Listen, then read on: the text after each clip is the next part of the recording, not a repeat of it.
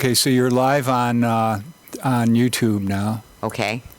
Checking that. Okay, yep. Got the okay from, and I got the okay from Facebook. So when you're ready, flip the switch, timer is on. Okay. When you put the clapper in front of your face, you are on the air.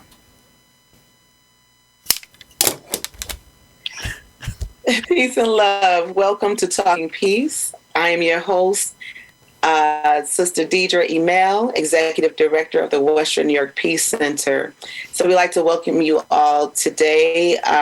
And we have a special a show today with some very wonderful healers, therapists, and just all around wonderful people and humans.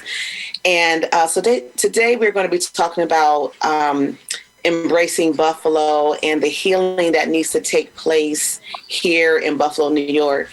So without further ado, I want to introduce to you all our guest today. So I'm going to go around, I would say counterclockwise, but I don't know what that looks like right now.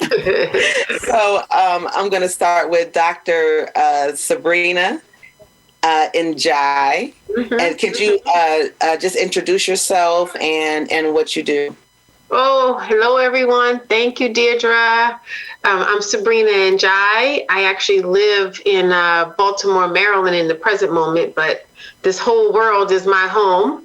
And I have been working for over 30 years as a therapist and a storyteller and a peace builder. In the past 13 years of my life, I have responded to community-wide trauma. Specifically, the past 7 years, I've been responding to mass shootings. And unfortunately, I am now here responding to what happened to all of you in Buffalo, knowing that if it happens to you, it happens to us all. And so I'm here to serve this community in the immediacy and also in the long run. And I'll let you introduce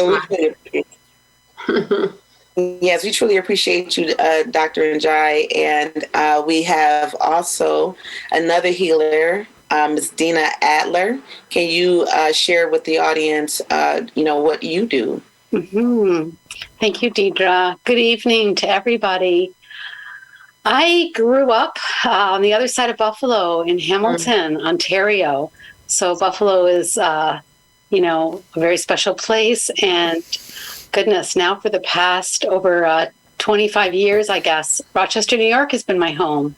Mm-hmm. And probably for the last 15 years, I was an in-home therapist working in the communities in Buffalo, Niagara Falls. And what I loved about that work, it was going in people's homes and empowering family connection. And especially those who are in, child welfare systems, coming home and or building huge circle of supports around people. I'm an art therapist, so I love using the expressive arts as a form of healing. Mm-hmm. Like Sabrina, I have been working over those 30 years. And I joined the Center for Mind Body Medicine to also, for healing for myself and how to support teaching the healing to others so we can really support communities. And Sabrina, I thank you for being my mentor and teacher. This is the special stone. And it really represents that, like you said, the art of storytelling and strengths in communities. Mm-hmm. And I also have joined her in some of the work with some of the sadness and the tragedies with the shootings here in this country and also globally. Mm-hmm. So my heart is here. Mm-hmm. Yes. Thank you so much for sharing who you all are. And we also have Vicki Ross, our Western New York Board Chair, Western New York Peace Center Board Chair and licensed social worker, which will also be joining us for our Embracing Buffalo therapy and healing, connection circle and moments in August. And would you like to say a little bit about your experiences as a therapist, Vicki? Well, I would only say, yeah, I think a lot of people here know me from the Western New York Peace Center, but what they don't know is that I did really what it sounds just like what Dina was doing as a mobile therapist. Only I did that when I was still in northeastern Pennsylvania. So in really around Scranton and Lackawanna County there, which was wonderful work. I loved doing it, and it's only, moving to Buffalo that it just sort of became a little shift because it's still about the mind-body connection. It's still about healthy people, the layers of peace in our community. So I want to say, and Sister Sabrina, really, who approached me, knowing what just happened in Buffalo, and because we've known each other through UB School Social Work, which is a partner here. So, and I just want to say, I am so grateful to be in the role I am because, Deidre, you may not, you haven't been to UB School of Social Work, although you should, and because you already do social work of healing and of being, that family linchpin in so many ways and places and communities and groups that you do all that healing. And this mind-body thing, I'm very excited because, of course, the trauma is that mind-body thing. So I'm just grateful to be here and in this wonderful circle that will have those ripple effects to counter all the hurt that's happened. Yeah. Most definitely. Yes, and I will be joining you as well, all of you, for our healing circles and events in August for our Embracing Buffalo. And, you all know me as the executive director of the Peace Center the past year. However, for the last 20 years, I have been a counselor, and a doula, just like you said, just all over, just a community health worker. And this is just who I am and what I do, right. Whether I'm in a, working position or not. I'm also an herbalist, and, very in an empath and just feel, I connect, I seek to know. And I've lived all over Buffalo. And my mother's in that community, Jefferson community. And I grew up around that community. So for me, it's very personal. The healing is, these scars go much deeper than this incident. Yes. And we need tools to not just survive or get through, but tools to continue to really rebuild and to be fully healed into our fruition as a community, which we can do socially, economically, emotionally, from the individual to the community at large.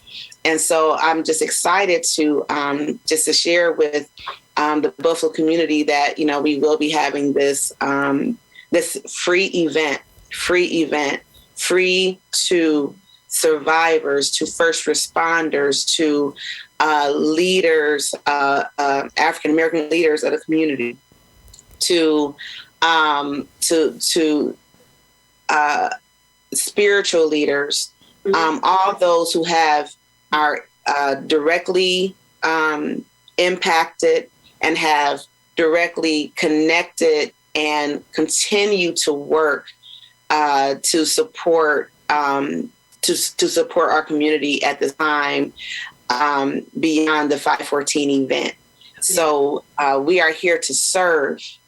We are servants. We are here to serve, and we just want you to be able to come out and feel free to be vulnerable so that you can get your healing. So So we'll give the dates and so on near the end of the show. But I wanted to go into the values that we want to bring to this conversation on why this is so important for our community to participate in. And Dina, I would like to start with you, if you don't mind.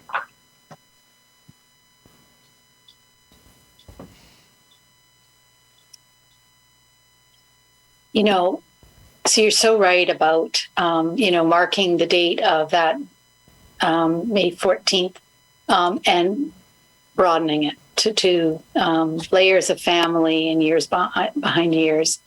And when tragedies happen, it can often be that people then will isolate. And what we're really learning is how much of a healing factor is in healing within your community. So I think that with these events too, that we're, providing and offering and serving, is that we're all in one circle together. And I think that vision is really important. And that's, all ages. And as you say, you're right. However, the pain and the healing has touched anyone, that's where we begin with. Right. That's right. Thank you. Dr. Sabrina? So we also begin with the premise that trauma is going to touch every single last one of us. Like, there is no one on this planet that's not going to leave this earth without experience a traumatic life event. And unfortunately, the current trauma that is impacting all of us are these mass shootings. Yeah. And what my experience has been with these mass shootings is, of course, there's an immediate physiological response to the loss, whether you're there or you're not there, because when one human is murdered, all of humanity is impacted by a murder.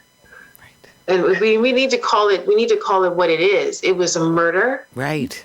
And innocent people. It was a massacre. It was senseless. And everybody loses, including the perpetrator. Of course.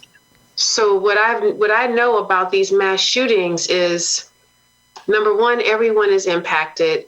And unfortunately, what's happening now is everyone is forgetting. People are becoming immune to something so horrific. We should never be immune to the mass killing of innocent people. We should never become immune to a young person, younger than my children, walking into a space and saying, I'm gonna kill all the Black people. Whether he was sent by someone or went on his own, the fact that we are witnessing a society that loves guns more than humans. We've always had guns. This is not new.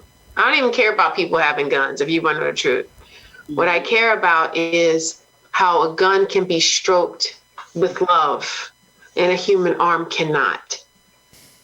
And a human heart can't be held. And so a part of what we're doing is helping people heal from that, like Dina mentioned, bringing people back into being in relationship. Right. So we're doing preventive medicine by telling people, you matter, you're important, be here, sit with us. And then we're teaching people who have had this horrific experience how to bring their bodies back into balance. How to understand, oh, you're not crazy because you're drinking too much. You're not crazy because you're running the street. You're not crazy because you feel crazy. You're not crazy because you don't know what to do with yourself. You're not crazy because you can't stop crying, or you can't go to work, or you're yelling at your kids, or you're trying to hurt your husband, or all the different things that people do in response to acute trauma. And so we're teaching people several things. Dina mentioned being an artist. And so we teach people how to tap into their creative side. So we're not spending our entire lives reliving the moment, that we can create new images in our being. We're teaching people to understand what's happening to them physically, emotionally, spiritually. And the art is one tool to bring them back to who they are. teach people how to tap into their ancestry to bring them back to who they know they can be. We teach people how to move their bodies to decrease the inflammation and the energy that gets locked inside of them through the use of a drum. And the drum is the mirror of the mother's heartbeat. And it has always, for millennia, brought people back to who they really are. And then we create space that allows people to say, I got emotions. Or to say, I'm too frozen, I don't have any. And how to bring a balance so that they can express their emotions in a safe space, because ultimately we want people to be free. Yes. And we know, and this is the part that pains me deeply, we know it could happen again. So one thing that we're doing is teaching people how to recalibrate so that their bodies are prepared for the next traumatic life experience, so that they're not depleted when they receive a call again to respond. And then, there's another piece. Can I add another little piece? It's specific. So there's many things about what I'm witnessing in Buffalo that I haven't witnessed in other places. And it troubles me. It troubles me that millions of dollars isn't pouring into the city of Buffalo to repair, to compensate people who may lose income for years to come. It pains me that people aren't even talking about it that much anymore. It pains me that people weren't even so moved by it to spur them into action. It pains me that when I ask people to give me $20 to go to Buffalo, some people say, why? Wow. Why are you going to Buffalo? What's going on in Buffalo? Yeah. So I can make a choice. I can shame them and judge them because they pissed me off by not knowing. Right. Or I can just tell them and remind them that 10 innocent people ran to the store to pick up some soda, some potato salad, or whatever they were going to get, and they didn't make it back home. And they did nothing. They did nothing but land on this earth wrapped in beautiful brown skin. So that's why. And then I forgot to mention the most important thing. I visited Buffalo for 10 years. Right. Yes, we know. Yes. For 10 years, I visited Buffalo, and honorary Buffalonian. I trained a boatload of therapists every year for 10 years. Now, I'm not gonna lie, I never showed up in January, but I will. I don't mind. I will. It was always show up in January. It was always in the fall or the spring. I will come in January. I can handle it. Okay. So I grew, an attachment to the city as well. Just from showing up and every year, like seeing the same people, some of the same people, meeting other people. So we have like a big goal. Like we're coming for these 4 days with all these different possibilities for people to show up. But also I have a goal, a larger goal, to actually come back again and teach other therapists, not just therapists, other community healers, right, in the model that we're going to give you a little taste of, so that you can do it yourself. You don't need an outsider. Because I heard someone saying, well, you're not even from here. You're right. I'm not. And I don't live in Buffalo. However, I am committed to bringing people back to love. And these mass shootings will make us hate if we're not careful. That's right. It can harden our spirits. Absolutely. And, sometimes you need not necessarily an outsider to show you, how to love each other, but sometimes you need some, we're family. The diaspora is literally, the diaspora is all over. We're family, whether, United States or whether we're in the Caribbean or whether we're in China, we have, we are one people all over the world, that has been shipped, and enslaved and oppressed all over the world. So it's a connection, not just, ethnically or what have you, but it's connection with compassion. Compassion, and to allow someone else to come into your home and help you to heal. It's hard for many people to accept that. We have been taught as a society that we can do it on our own, to pull ourselves up by our own bootstrap, whether economically, whether with our health, what have you, and not to allow others to take care of us. And we feel weak. We feel like, oh, you're making me feel so-called crippled. But it's not that. And, we're already, Vicky and I are already trying to fight the idea of what we're not doing anything. We're like, what do you mean?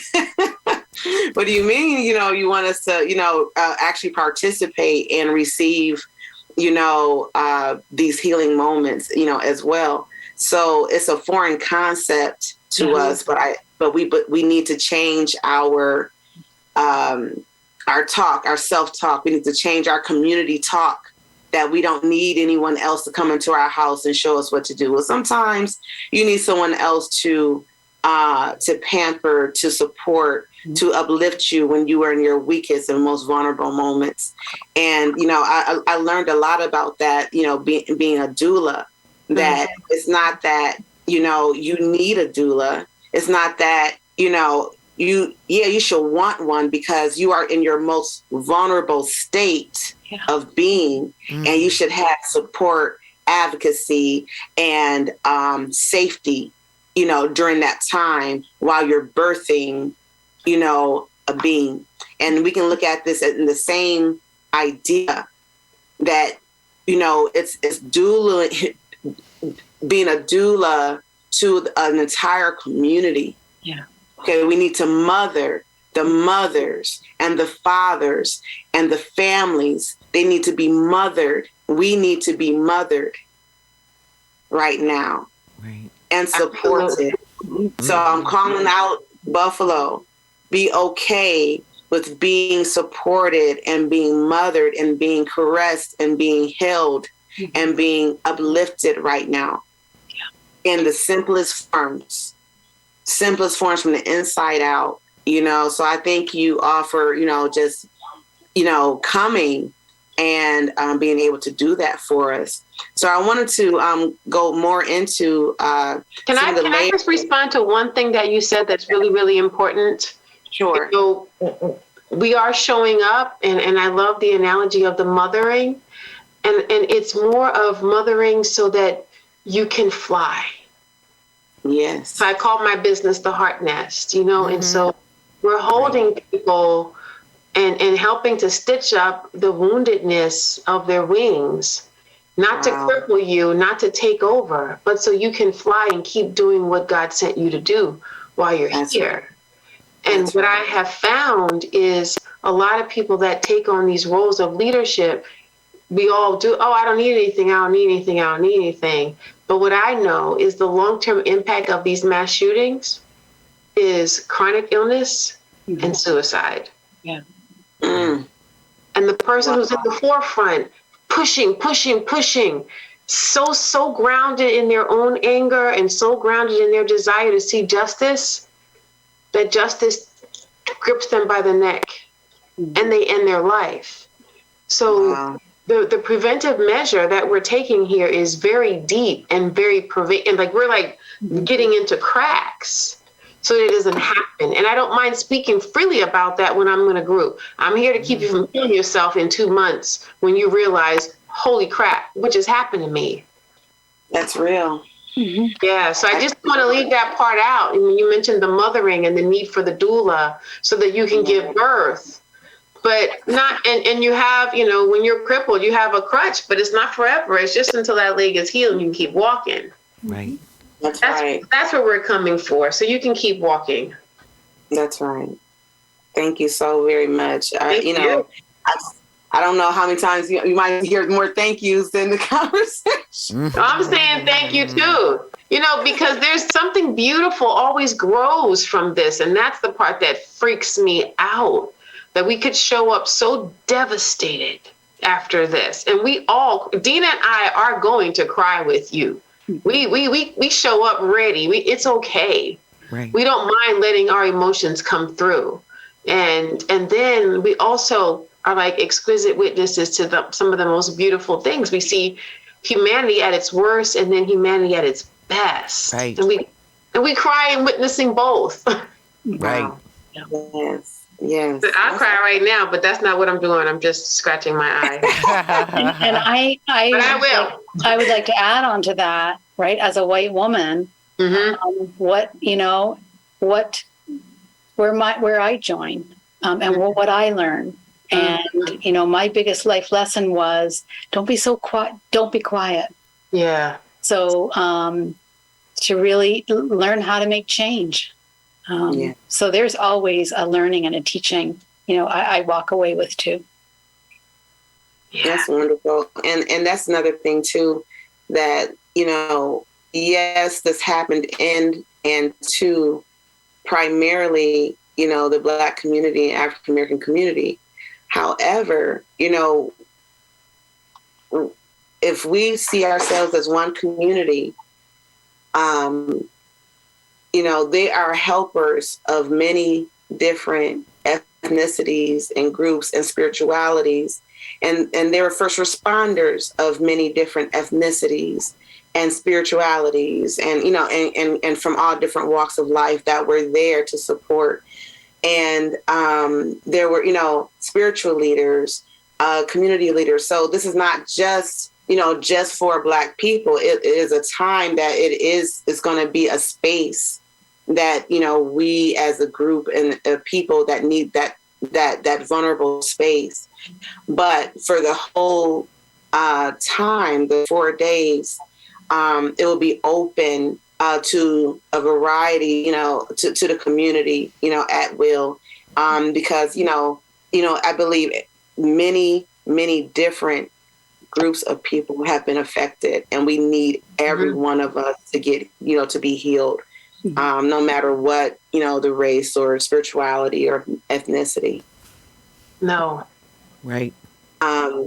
So can we talk a little bit more of the layers of trauma from racism or oppression and violence, and what the this experience will help to heal? So your question is, if I'm understanding your question, it's you want me to talk about like the multiple layers. Yes. That specifically impact. Yeah, absolutely. And, a part of it is exactly what we're witnessing. Mm-hmm. A part of it is what we're witnessing right now, in that there is less concern for these 10 dead Black people. There is just less concern. And so there is a historical disregard for the value of the Black body. Right. Right. We're witnessing it right now. We witnessed it during COVID, when Black bodies were piled up in New York.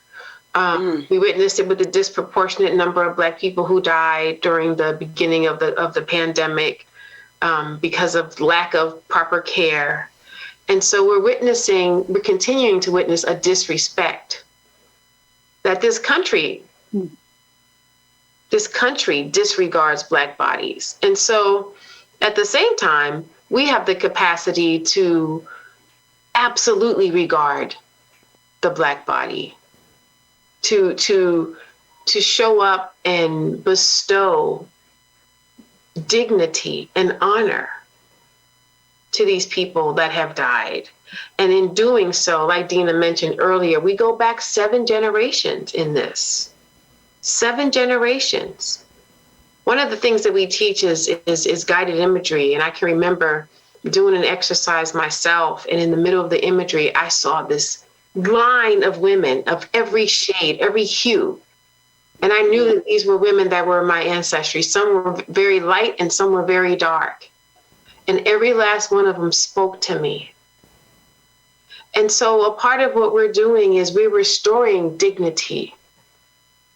We're restoring value. We're restoring a notion of self-worth. And we're also reminding people that you don't have to go out there to get it. It's already here. The medicine is right here.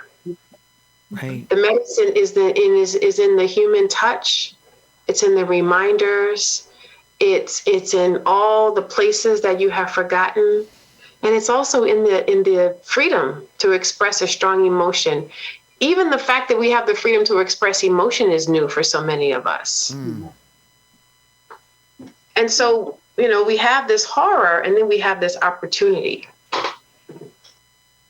for healing and renewal. And to see, these beautiful souls, Vicky and Dina, they're part of a whole movement of parents, of young white people, of parts of a white community who are saying, oh, no, this is not acceptable. We will not perpetuate these crimes against humanity, even though our ancestors did it. We will not.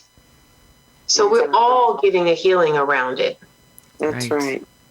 And I will say, until we heal from American racism, all these other isms will not be cured. Right. They will not. I have to tell you that we had Dr.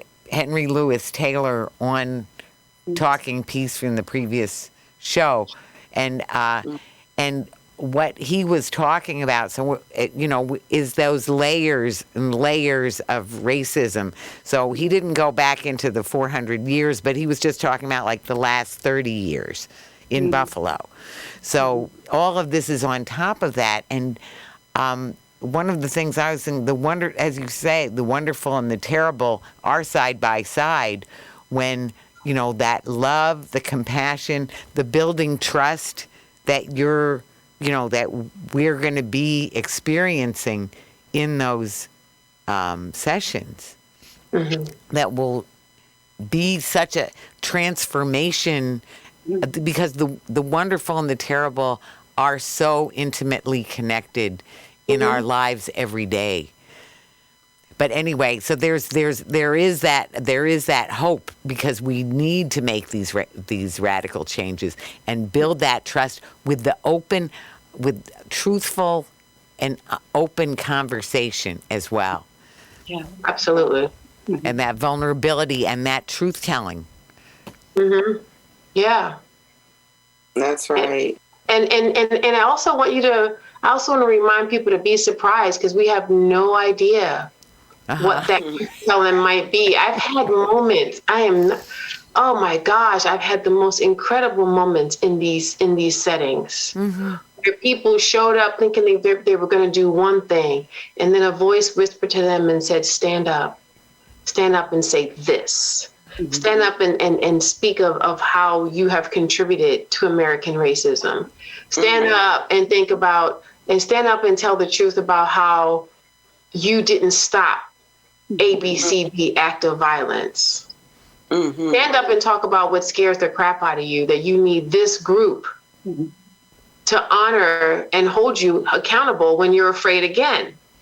Right. Because we all have times where we need to stand up. Right.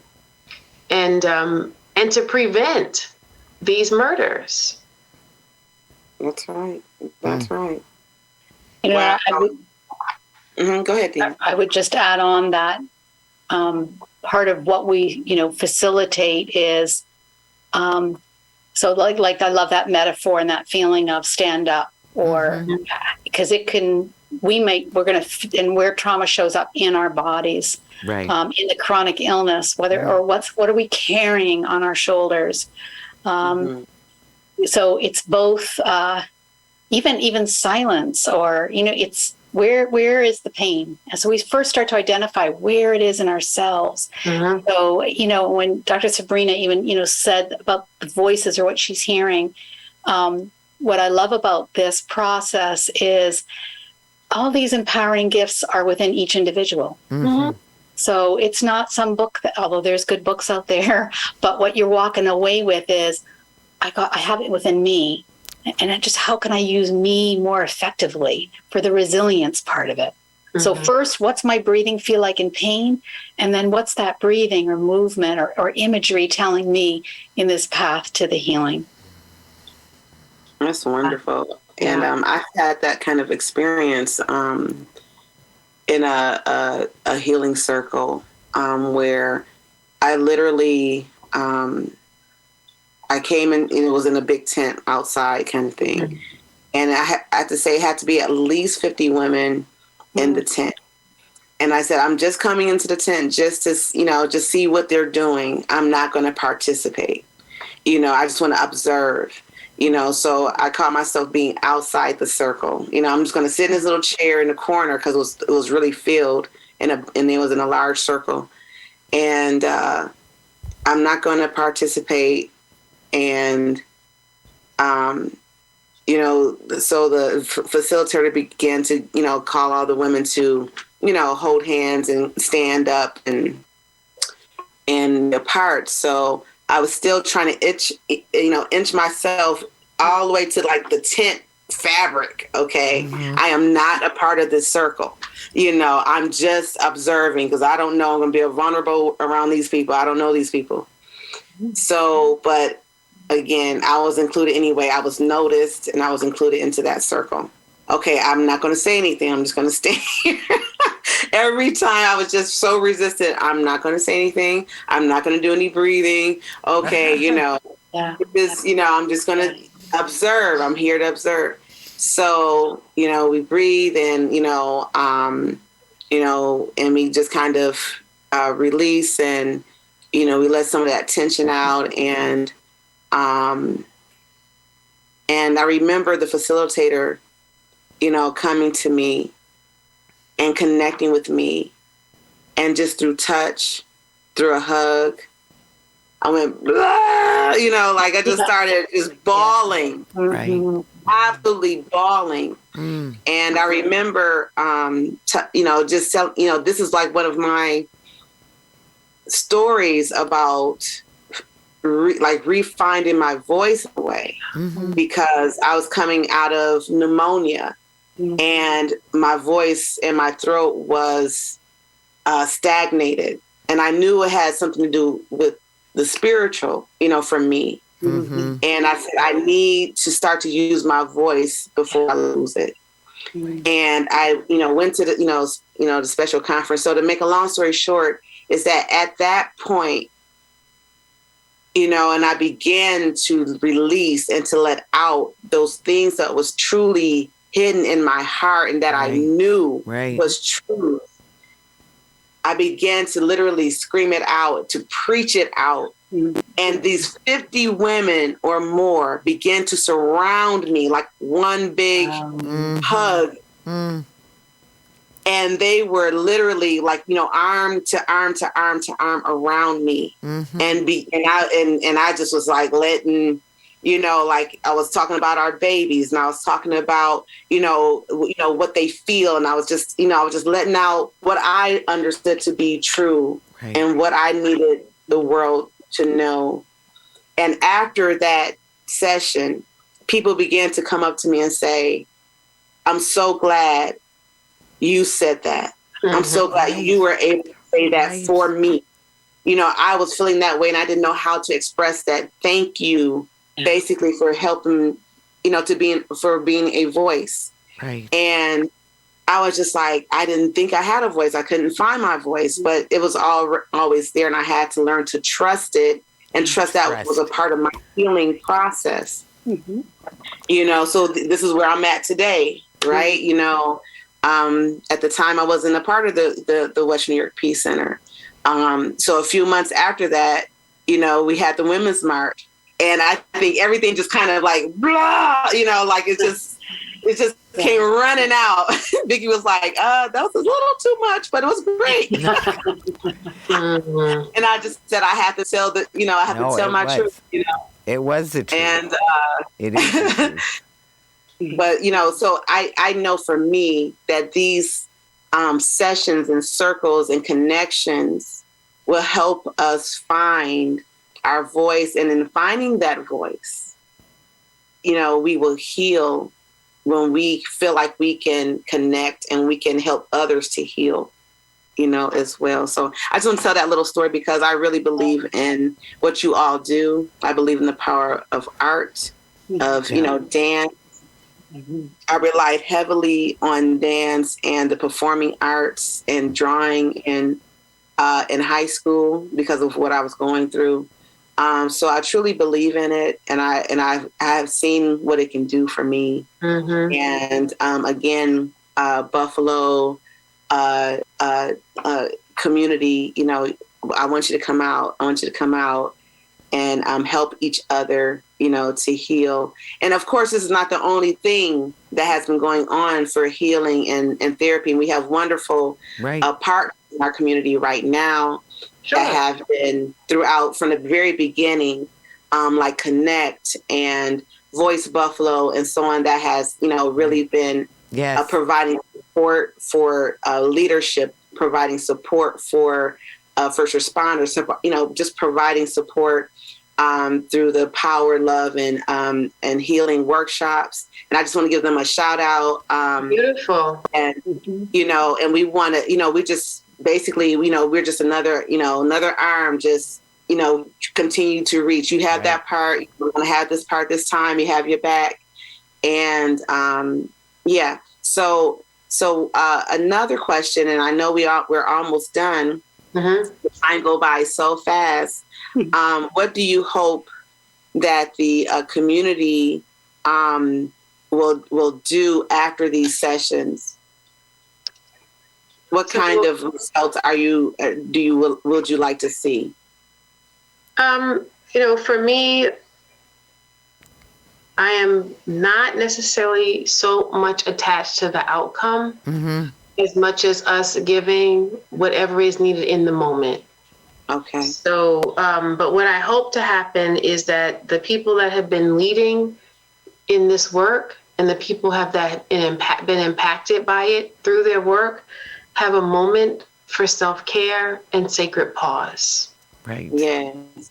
And so what I would like to see happen is after we leave, that they say, yes, I am ready to return to what I'm here for. And then for us to come back again, for them to also take another sacred pause. And also to be reminded of what they may have forgotten. Yes, yes. Now, how we measure that comes through each individual story. So it would be wonderful if 200 people showed up, and we're going to be okay with whoever is there because that's who's supposed to be there. Right. So what we have on Wednesday, the 3rd, is a morning for first responders and survivors. Well, first responders, I'm sorry. And then the evening is for survivors and family members. We're serving food at both events. Thursday, we have a full day for communities of faith and intention at Unity Church. And then Friday and Saturday, we have 2 full days for African American community leaders. And that's going to be facilitated by Dr. Carol Penn and myself. So we have lots of options, or all options are possible for anyone that wants to be a part of it. But that's really what we hope will happen after this first round. And what I want everyone to know is that we've done this before. Right. Each community is different, but we've done this before. And so we know what's possible, and we have the vision, and we have the medicine of hope. Yes. And we know what's possible. Mm-hmm. And I always think of the children's and the families. And when we get to July, I think, oh gosh, school's coming so soon. Mm-hmm. And this was a young kid, right, who did the shooting. Right. Very young.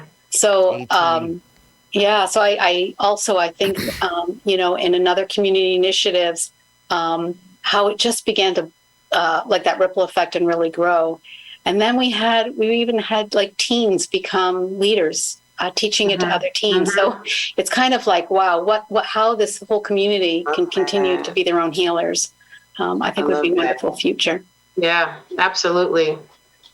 And one of the parts that we talked about is that people can bring their children, a youth of whatever age. So really, there'll be a place for everyone, whether it's, that,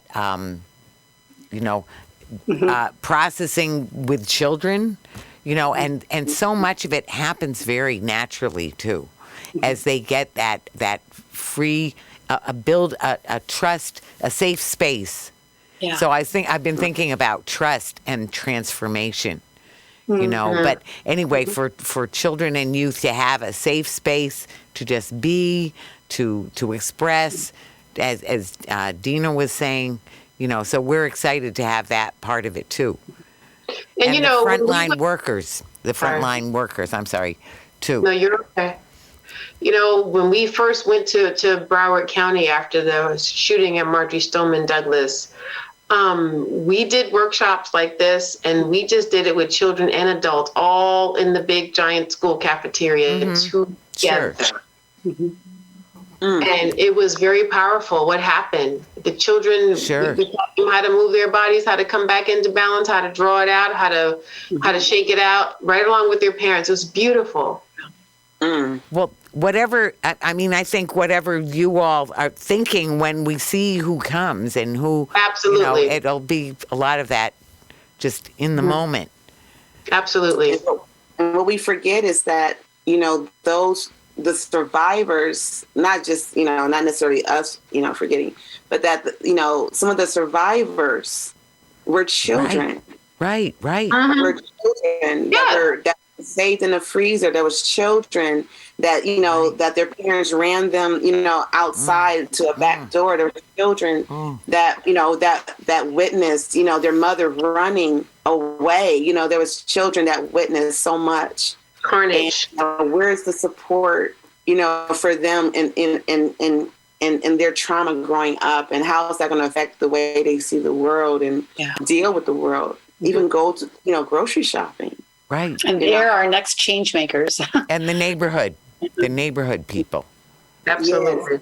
Yes. Most definitely, so this is just the beginning, just, more seeds to plant. Mm-hmm. And I can't wait to see the harvest of unity and just wholeness in a community.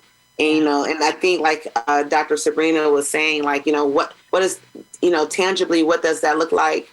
A flourishing community, a community that, flourish, in so many different levels. Mm-hmm. And we know a happy community when you walk through and you hear the conversation and you see how people treat each other.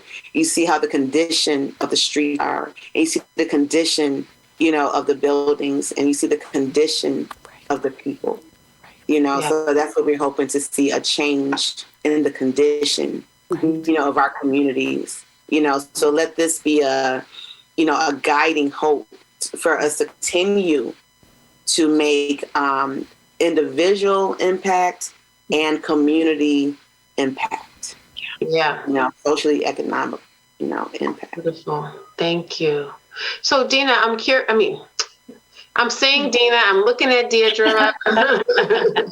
How are you sharing our information with folks? Yes. So people can go to WNYpeace.com. That's WNYpeace.com. .org. Oh, thank you. So sorry. Oops. It's been a long WNYpeace.org. Yes. Yeah. It's late. Yes. Yes. And register. You have to register for these events. Register with us, see what the curriculum is, see what our plan is, see what our intention is, see the bios of the wonderful women that will be facilitating these healing sessions, WNYpeace.org. And you can also find our event on Facebook, Embracing Buffalo. And register today. Our dates are August 3rd through August 6th, 2022. And that's Wednesday through Saturday. right throughout the city of Buffalo. So if you want to, get more information, go to our website or you can give me a call, 716-332-3904.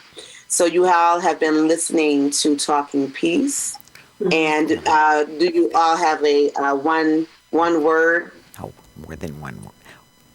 Okay, well, a sentence, a phrase. That's Vicky whispering.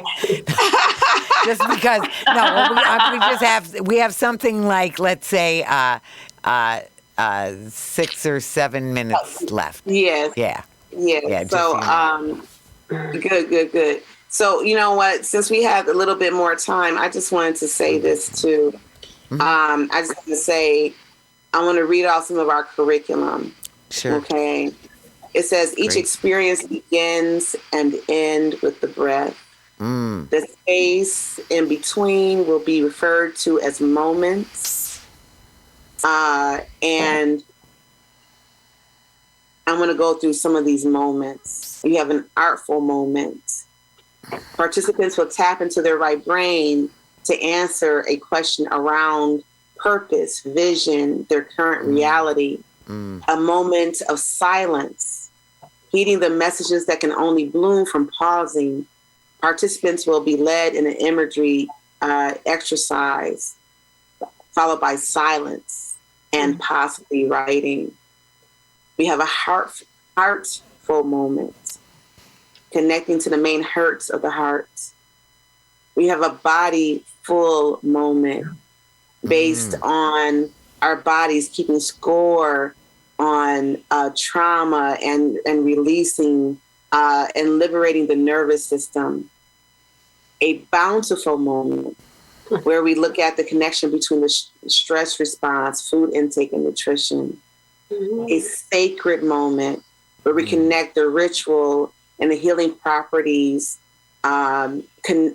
together and creating these within our community and within ourselves. A beautiful moment, given our tendency to focus on what is missing, this moment, like right now, this presence with these healers in one circle at one time to connect to that reality of the present. A moment of laughter. As smiles manifest, they manifest as charity to engage in a healing of a universal language. And last but not least at all, a moment to remember, to reflect on our time together and how to be a family, a community, and to connect. So this is what you have in store, people. Don't bring nothing but yourselves. Don't bring anything but yourselves. Right. We just want your bodies, your minds, and your just trust. Just come and just try to trust. No experience is needed. Right.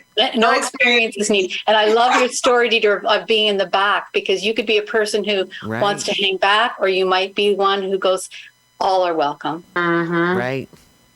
Definitely. I want to say I am so excited about it, and I want to say too, so touched by the way you're honoring, the way you want to embrace Buffalo, the way you are embracing Buffalo, the way we want to. And I want to say I won't even mention anybody's name, but having had the great honor and privilege to talk with one of the families.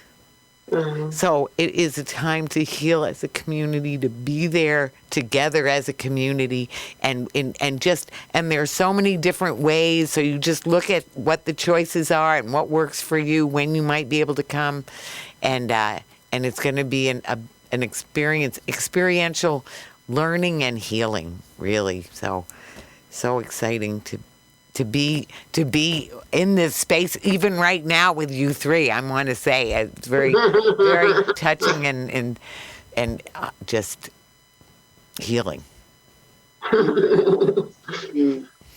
Yes. So if we can go around, and if you have any words that you want to express to Buffalo before we see you in person, August 3rd, what would those words be?